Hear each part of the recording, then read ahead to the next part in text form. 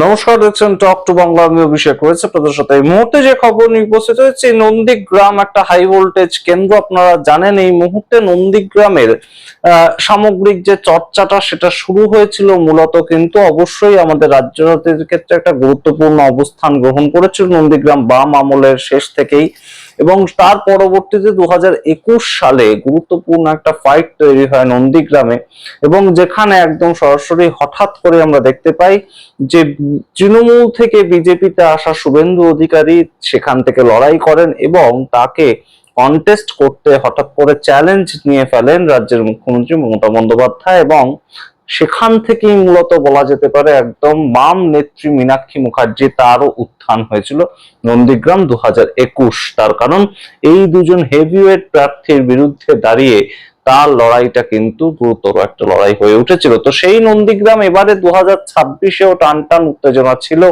এবং 2026-এ একই প্রার্থী শুভেন্দু অধিকারী বিজেপির তরফ থেকে তিনি লড়াই করছেন, এবং সেখানে একটা উত্তেজনা ছিল যে তৃণমূল কংগ্রেস কাকে একদম বাজি রাখে, এবং সেই বাজিটা কিন্তু হঠাৎ আমরা দেখতে পেলাম যে যেদিন ভোটার তালিকা প্রকাশ করছে তৃণমূল কংগ্রেস, সেদিন সকালবেলা অভিষেক ব্যানার্জির হাত থেকে পতাকা গ্রহণ করে একদম বিজেপি ছেড়ে তৃণমূল জয়েন করলেন, এবং তিনি টিকিট পেলেন। তিনি তৃণমূল কংগ্রেসের তুরুপের তাস হলেন নন্দীগ্রাম থেকে পবিত্র কর।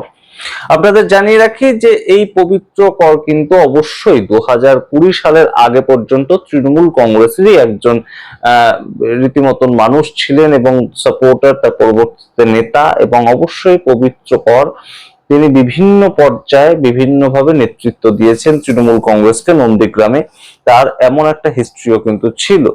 এই মুহূর্তে নন্দীগ্রামে তার কন্টেস্ট করা যে লড়াই, সেই লড়াইটা ঠিক কত দূর পর্যন্ত নিয়ে যেতে পারবে তৃণমূল কংগ্রেস, এবং অবশ্যই শুভেন্দু অধিকারী তার গড় মেদিনীপুর, পূর্ব মেদিনীপুরের নন্দীগ্রাম, এবং সেই জায়গায় ঠিক কতটা তার একদম ভোটের মার্জিন থাকবে, এই পর্যায়গুলো নিয়ে কিন্তু একটা গুরুতর আলোচনা। এবং অবশ্যই নন্দীগ্রামে আপনাদের মনে রাখতে হবে ইতিমধ্যেই তৃণমূল কংগ্রেসের যে পর পর কর্মসূচি সেগুলো কিন্তু একটা বড় সড়ো এফেক্ট ফেলবে। আপনারা জানেন যে নন্দীগ্রামে একদম সেবাশ্রয় যে ক্যাম্প, সেটা কিন্তু আচমকাই যে একদম নন্দীগ্রাম জায়গাটাকে বেছে নেওয়া হয়েছিল, নন্দীগ্রাম 1, নন্দীগ্রাম 2-তে সেবাশ্রয় ক্যাম্প করলেন অভিষেক ব্যানার্জি, এবং সেটা কিন্তু শুধুই নন্দীগ্রামটাকে বেছে নেওয়া হলো তেমন নয় বিষয়টা।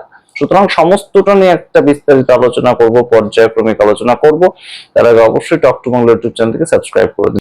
যে নন্দীগ্রামে কে জয়ী হবেন শেষ পর্যন্ত, সেই নিয়ে আপনারাও কমেন্ট করে জানতে চেয়েছেন বিভিন্ন জায়গায়।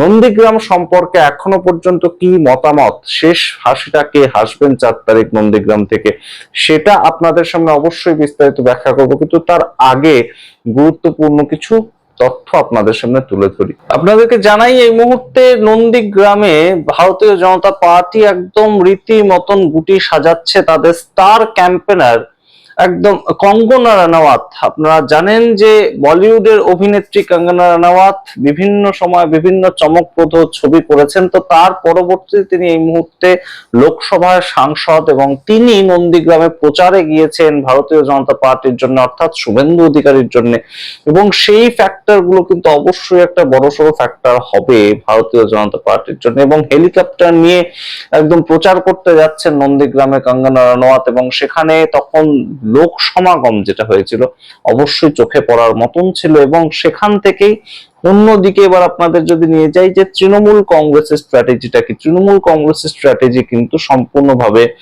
একদম সাংগঠনিক সবলতাটাকে বৃদ্ধি করা, অর্থাৎ তৃণমূল কংগ্রেস কিন্তু আমরা দেখতে পেয়েছিলাম যে ভোটের ঠিক 1 মাস বাকি থাকতে বা 2 মাস বাকি থাকতে, সেই সময়টায় হঠাৎ করে একদম নন্দীগ্রামে জানুয়ারি মাস নাগাদ আমরা দেখেছিলাম যে সেবাশ্রয় কেন্দ্র, এবং সেটাকে 1 মাস ধরে চালানো, সেই যে নন্দীগ্রামের সাংগঠনিক সবলতা অনেকটা বৃদ্ধি করা, এবং শেষ মুহূর্তে যে চমকটা, যে শুভেন্দু অধিকারীর এই ছায়া সঙ্গী এতদিনের রীতিমতন বলা যেতে পারে, সেই পবিত্র করকেই তার বিরুদ্ধে দাঁড় করানো, এই যে বাজিটা, এটা কিন্তু কোথাও গিয়ে একটা বড়সড় ভূমিকা পালন করতে পারে। তবে এখন যে পরিস্থিতিটা তৈরি হয়েছে তাতে কিন্তু শুধু তৃণমূল এবং বিজেপি তাদের মধ্যেই যে ভোটটা শিফট হবে তেমন নয়। আপনাদের জন্য আরো খবর গুরুত্বপূর্ণ দিয়ে রাখি, এই মুহূর্তে বামেদের মধ্যেও কিন্তু একটা উত্তেজনা উদ্দীপনা তৈরি হয়েছে, বাম ভোটারদের মধ্যেও কিন্তু তৈরি হয়েছে। বিভিন্ন কেন্দ্রের মতোই নন্দীগ্রাম কেন্দ্রের ক্ষেত্রেও সেই একই ছবি ধরা পড়েছে, কিন্তু তাদের জোট সঙ্গী, তাদের সঙ্গে তো একটা ফাটলের ছবি তৈরি হয়েছে। কারণ বামেরা এই নন্দীগ্রাম সিটটা দিয়েছিল বামফ্রন্টের তরফ থেকে সিপিআই কে, এবং সিপিআই অলরেডি শান্তিগিরি তাকে টিকিট দিয়ে দিয়েছিল। কিন্তু সমস্যা তৈরি হলো কোথায়? সমস্যা তৈরি হলো তাদের আর এক জোট সঙ্গীকে নিয়ে, যারা বামফ্রন্টের বাইরে রয়েছে, সেই আইএসএফ এই সিটটাতে নিজেদের প্রার্থী দিয়ে ফেললো। অর্থাৎ বামেদের প্রার্থী দেওয়ার পরেও কিন্তু সরাসরি এই মুহূর্তে আইএসএফ প্রার্থী দিয়ে ফেলেছে, এবং আইএসএফ প্রার্থী দিয়েছে সবে মিরাজ আলী তাকে। এই সবে মিরাজ আলী তাকে এই মুহূর্তে সিপিআইএম, অর্থাৎ একদম পশ্চিমবঙ্গে আলিমুদ্দিনে যাদের সদর দপ্তর, রাজ্য সিপিআইএম, তাদের পক্ষ থেকে মোহাম্মদ সেলিম সরাসরি কিন্তু বলে দিয়েছে আমরা আইএসএফ কে সমর্থন করব, আমরা সিপিআই প্রার্থীকে সমর্থন করব না। কিন্তু প্রাথমিকভাবে কিন্তু আইএসএফ কে নয়, প্রাথমিকভাবে বামফ্রন্টের তরফ থেকে কিন্তু ঘোষণা করা হয়েছিল সিপিআই কে এই সিটটা দেওয়া হয়েছে, এবং তাদের প্রার্থীর নামে দেয়াল লিখানো পর্যন্ত হয়ে গিয়েছে। তো এই মুহূর্তে অবশ্যই একটা চতুর্মুখী লড়াইয়ের ছবি কিন্তু নন্দীগ্রাম থেকে উঠে আসছে। এই মুহূর্তে কেন এটা ফ্যাক্টর হচ্ছে, তার কারণ নন্দীগ্রামের বেশ কিছুটা অংশে কিন্তু সংখ্যালঘু ভোটারও রয়েছে, এবং সংখ্যালঘু ভোটার তৃণমূল কংগ্রেসে ঠিক যেমন যেত, ঠিক সেই জায়গায় যেহেতু এই মুহূর্তে আইএসএফ প্রার্থী দিয়েছে এবং তিনি নিজে একজন সংখ্যালঘু ক্যান্ডিডেট, সেটা কিন্তু একটা ফ্যাক্টর করতে পারে, এবং সেখানে তৃণমূলেরই কিন্তু ভোট বাক্সে একটা সিঁধ কাটতে পারে আইএসএফ। সেই জায়গাটা কিন্তু একটা বড়সড় ফ্যাক্টর হচ্ছে। এবং অবশ্যই নন্দীগ্রাম থেকে শেষ পর্যন্ত যা খবর এখনো পর্যন্ত উঠে আসছে, গতবারের মতন হাড্ডাহাড্ডি লড়াই তেমন হওয়ার কিন্তু খুব একটা জায়গা নেই। এবং অবশ্যই শুভেন্দু অধিকারী তার যে একাধিপত্যটা রয়েছে অবশ্যই মেদিনীপুরকে কেন্দ্র করে, সেটা কিন্তু নন্দীগ্রামে একটা বড়সড় ফলাফল দেবে। এবং অবশ্যই নন্দীগ্রাম সেই জায়গাটাতে কিন্তু নন্দীগ্রামে একদম শুভেন্দু অধিকারী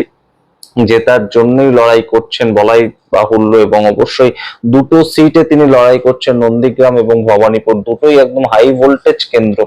কিন্তু নন্দীগ্রামে যেহেতু এই মুহূর্তে পবিত্রকর লড়াইটা করছেন, তাকে সেখানকার মানুষ কতটা ঠিক শুভেন্দু অধিকারীর উপরে গিয়ে ভোটটা দেবেন, সেইটা যেমন একটা ফ্যাক্টর। আরেকটা ফ্যাক্টর আমরা যেটা আলোচনা করলাম, সংখ্যালঘু ভোট কেটে যাওয়ার, বামপন্থী ভোট কেটে যাওয়ার কিন্তু একটা বড় সড়ো লড়াই এই মুহূর্তে হবে। কারণ সিপিআই প্রার্থী তিনিও লড়াই করছেন, আইএসএফ প্রার্থী তিনিও লড়াই করছেন। তো সুতরাং সেই জায়গা থেকে তাদেরকে যারা ভোট দেবেন সংখ্যালঘু পরিবার থেকে, সেটা কিন্তু যদি কাটা যায় তাহলে তৃণমূলেরই ভোট কাটা যাবে। কারণ টার্গেটেড ভোট বিজেপির কখনো কিন্তু সংখ্যালঘু পরিবার নয়। বিজেপি যেখানে চেষ্টা করবে সরাসরি একদিকে হিন্দু ভোটগুলোকে একত্রিত করার তাদের পতাকার তলায়, ঠিক সেই জায়গা থেকেই তৃণমূল কংগ্রেস কিন্তু এই মুহূর্তে বেশ কয়েকটা বেকায়দায় পড়তে পারে। নন্দীগ্রাম একটা বড়সড় কেন্দ্র, এবং নন্দীগ্রামে বিতর্ক তৈরি হয়েছিল 2021 সালে, যে মমতা বন্দ্যোপাধ্যায় তাকে ডিক্লেয়ার করে দেওয়া হয়েছিল যে তিনি জয়ী হয়ে গিয়েছেন 1200 ভোটে। তার পরবর্তীতে হঠাৎ একটু কিছুক্ষণ পরে আবার ঘোষণা করা হয় যে 1956 ভোটে শুভেন্দু অধিকারী জয়ী হয়েছেন, এবং তার ভিত্তিতে তিনি গত 5 বছর ধরে বিরোধী দলনেতা ছিলেন রাজ্যের। কিন্তু এখনো যে খবরটা উঠে আসছে, নন্দীগ্রাম সিটটি কিন্তু বিজেপির দখলেই এবারেও যেতে পারে, তেমন একটা রীতিমতন খবর কিন্তু উঠে আসছে। আপনাদের জানালাম, অবশ্যই আপনাদের মতামত কমেন্ট বক্সে কমেন্ট করুন। আর কোন কোন সিট নিয়ে আপনাদের জানার আগ্রহ রয়েছে অবশ্যই আপনাদের মতামত জানাতে পারেন, আমরা অবশ্যই খোঁজ খবর নিয়ে আপনাদের জানানোর চেষ্টা করব। ততক্ষণ দেখতে থাকুন টক টু বাংলা, সমস্ত খবর নজর রাখুন এবং অবশ্যই সাবস্ক্রাইব করতে ভুলবেন না। ধন্যবাদ।